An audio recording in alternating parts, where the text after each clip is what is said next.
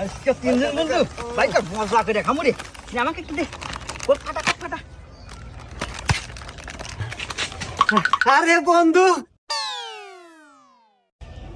আরে বন্ধু, তুই তো একবারে ঠিক সময় আসছো, আমরা কেবল ফাটাইতেছি। আচ্ছা, ওই হুমুন্দি এত ফকিন্নি ঠিক খাওয়ার টাইমে আসে।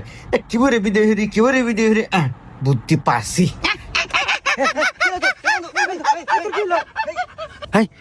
এই তোর কি হলো রে? এই কি হলো? এ বন্ধু তাতে পানি আয়। আচ্ছা, আমি পানি আনতেছি।